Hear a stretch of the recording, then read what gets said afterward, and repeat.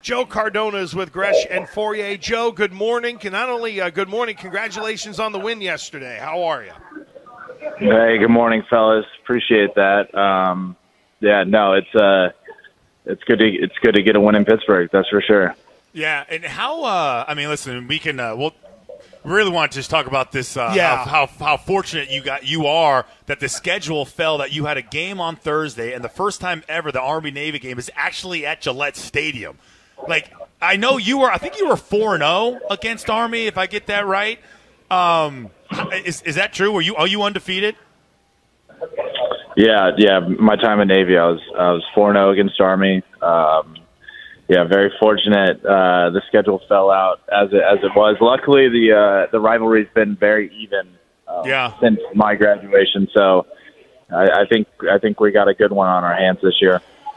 Joe, if you can, for those who are a part of the uninitiated, through the eyes of someone who was a graduate of the U.S. Naval Academy, can you sort of tell people who have never experienced Army, Navy, why it is such a big deal?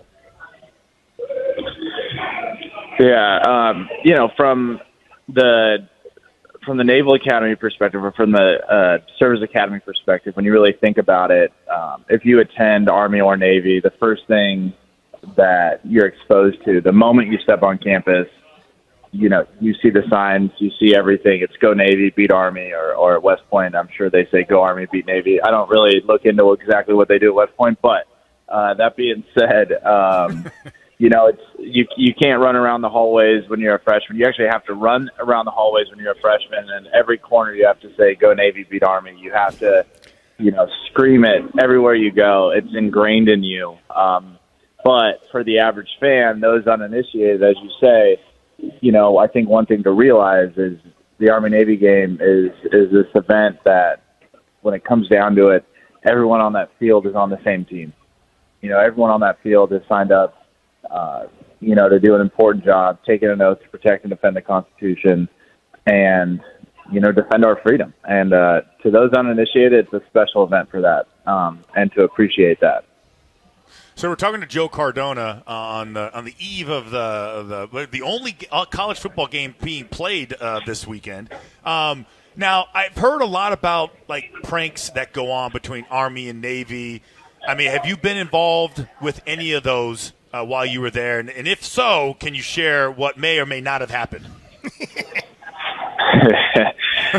They keep the football team pretty insulated. They try to keep us focused on the game. But I will say, from the moment, that Sunday night prior to the game until the game, it's known as Army Week, and everybody is in full spirit to really get the game week going off right. And that whole week leading up to it in Bancroft Hall, which is our big dorm complex. We only have one giant dorm room. They call it the Hall. It is a madhouse. It's pandemonium. It's clean every morning when all the authority figures come in. But for a week at a time, it is an all out madhouse. And I've seen some of the pranks come to fruition. Mids behind enemy lines up there in West Point. It's a pretty special thing when everybody really gets involved. Joe, I asked this from the standpoint of having done some work with the American Athletic Conference. I've talked to Ken Niumatalolo and people at Navy about the structure of your day when you're a midshipman. So I do not ask this question snarkily or being stupid or anything like that, but is it actually a little easier being a professional football player in terms of the structure of your day than it is being a midshipman and everything you have to do on top of being a college football player while at the academy? Yeah, I would say my time at the academy definitely prepared me for NFL life adequately. We keep things pretty structured in my time, here in New England, especially throughout my time here. But I remember my rookie year when I was on active duty, I basically had two jobs. I was commuting between Newport, Rhode Island and Foxborough, and they didn't really care what I did on the weekends in my free time. So I got to be a professional football player then. But the amount of hours I worked, the time I spent on the road, commuting, all that stuff, having 2 jobs like that, I was prepared by my time at the academy extremely well. It's just, you're always busy. You always have something to do. And, everything requires your full focus. And that's what they teach you, because ultimately, in the fleet, when you're dealing with sailors, you're going to be tired. You're going to be standing late watches. You're going to be doing an important job that people depend on you, and you don't have the excuse to be tired. So, I take that same mentality here with the Patriots, with my teammates. No matter what's going on outside of football, when they get me on the field, they get all of me, and they know they have my full focus. So we're talking to Joe Cardona, and Joe, I'm curious if you can help me out with this.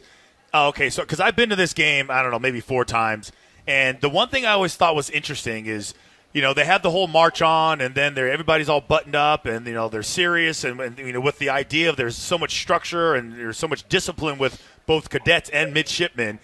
When the game starts, like by the time you get to the third quarter, I feel like you find out like who's got their chest painted. There's a beach ball being thrown around. Nobody cares about how anybody acts. It really is like, is it just allowed for everyone to kind of let their hair down? I think when it comes down to it, we're not robots. We definitely can, our button up, we represent our service academy as well. But I think when it comes down to it, when you have 4,000 fellow cadets or midshipmen alongside you, there's a little bit of camouflage there. So if you have your, the chest painted, or you're sneaking in some fun game time paraphernalia, I think you can kind of get away with it. And you get to see that these kids that signed up for an important job, these young men and women, are still college kids at the end of the day, and they're going to have a lot of fun. And I think Gillette Stadium's going to see that this week is these individuals just going out there having a good time and representing their academies well, while still having a good time. Well, Joe, thanks for the time. Congratulations on the win yesterday. Enjoy the heck out of tomorrow with Army-Navy being here at Gillette Stadium. Thanks for the time. We appreciate it, and go Navy. Beat Army, fellas. Yeah! There it is. Joe, thank you, man. We appreciate you. There it is. There goes Joe Cardona, Patriots long snapper. I love that part of it. I love it. It doesn't matter. Go Army. Beat Navy. Go Navy. Beat Army. It doesn't matter. I want someone to say that to Bill. Somebody's got to. He's not a chooser. Although no, he is 100% a chooser. Are you kidding me? This week. It might be coming up later with Greg Hill. Army. He will say beat Army. Yeah. Absolutely. We will. You know what? We'll have to. Dang. I know Belichick's joining Greg Hill on Monday. Yeah. And the game will have already been done. Yeah. But it would have been good. Yeah. Like if we get him to say it. If we give it to Wiggy. Yeah. Go Navy. Yeah. Oh, no, I wish he would have messed it up. Yeah, go Army. Go Army. What? Beat Army. They beat somebody. Army beat the Army? No, Navy beat the Navy. What? It's a game? Oh, man. They do it every year? It really is. There is a thrill and pageantry and pomp and circumstance that is around this game. It's just not tied into, hey, here are a bunch of first-round picks from the NFL that are going to be on the field. It's different. And you listen to the perspective of Joe Cardona on we play against each other, but at the end of the day, we're on the same team. And there's no other game in college football that is like that.